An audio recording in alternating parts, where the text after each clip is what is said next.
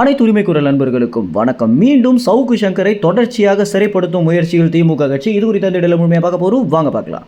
ஏற்கனவே சிறையில் பல்வேறு கொடுமையை கொடுத்த பிறகு கூட மீண்டும் பார்த்தீங்கன்னா சிறையிலிருந்து வந்த பின்னர் அதே தவறு தான் சவுக்கு சங்கர் பண்றாரு அப்படின்ற நோக்கத்தினால திமுகவுடைய நிர்வாகிகள் பார்த்தீங்கன்னா சவுக்கு சங்கர் மேல தன்னுடைய வன்மத்தை காட்டியே தீரணும் அப்படின்ற முயற்சியில தான் பார்த்தீங்கன்னா தற்போது ஈடுபட்டிருக்காங்க. இது என்ன அப்படின்னா, சவுக்கு சங்கரிடம் கஞ்சா இருந்ததாக தமிழக காவல்துறை பார்த்தீங்கன்னா தற்போது சவுக்கு சங்கரை கைது பண்ணியிருக்காங்க.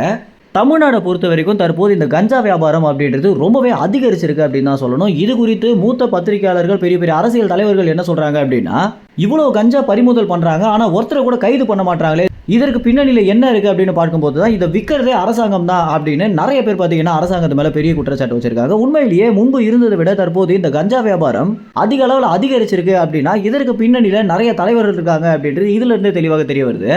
1-2 பேரை கைது பண்ணுறாங்களே தவிர இந்த கஞ்சாவை ஒழிக்க முடியாததற்கு முதல் முக்கிய காரணமே சாராயத்தை எப்படி விற்பனை செய்கிறாங்களோ அதே மாதிரி கஞ்சா வியாபாரத்திலையும் நிறைய பணத்தை அமைச்சர்கள் பார்த்துட்டு இருக்காங்க. இதனால தான் இதற்கு ஒரு முற்றுப்புள்ளியை வைக்க முடியாமல் போயிட்டு இருக்கு அப்படின்னு தற்போது சீமான் அவர்கள் கூட பார்த்தீங்கன்னா செய்தியாளர்கள் சந்திப்பில் சொல்லியிருக்காரு.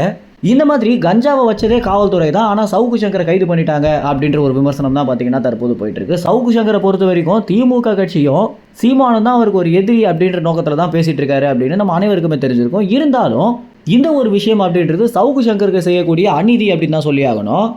ஏன்னா ஒரு பத்திரிகையாளராக விமர்சனம் பண்ணுறாரோ இல்லை பணத்தை வாங்கிட்டு விமர்சனம் பண்ணுறாரோ, ஆனால் இந்த மாதிரி வெறும் திமுக கட்சியை விமர்சனம் பண்ணிட்டாரு அப்படின்ற காரணத்தினால அதிகாரம் தன்னுடைய கையில் இருக்குது அப்படின்றதுனால என்ன வேணா இவங்க பண்ணிடலாம் அப்படின்னு திமுக கட்சி ஒரு சர்வாதிகார ஆட்சி தான் பண்ணிட்டு வந்துட்டு இருக்காங்க அப்படின்னு சவுக்கு சங்கருக்கு ஆதரவாளர்களாக இல்லாதவங்க கூட பார்த்தீங்கன்னா நிறைய கருத்துக்களை தெரிவிச்சுட்டு வந்துட்டு இருக்காங்க. இந்த ஒரு வழக்கை பொறுத்த வரைக்கும் இதுக்கு முடிவே வராது அப்படின்னும், ஏன்னா இதற்கு அடுத்தபடியாக சவுக்கு சங்கரை வெளியே விடுற எண்ணத்திலேயே நாங்கள் இல்லை அப்படின்னு காவல்துறை பார்த்தீங்கன்னா சொல்லாமல் சொல்லியிருக்காங்க.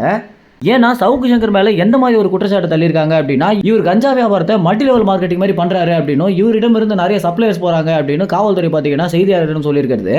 சவுக்கு சங்கர் மேல இன்னும் நிறைய பழிய போறதுக்கு காத்திருக்காங்க அப்படின்றது தெரிய வருது. மேலும் இந்த ஒரு தகவல் குறித்து என்ன நினைக்கிறீங்க அப்படின்னும், இந்த முறை சிறை அப்படின்றது சவுக்கு சங்கருக்கு எந்த அளவுக்கு பாதிப்பு ஏற்படுத்தும் அப்படின்னு நீங்க நினைக்கிறீங்களா? உங்க கமெண்ட்ஸ் தெரிவிங்க. நன்றி, வணக்கம்.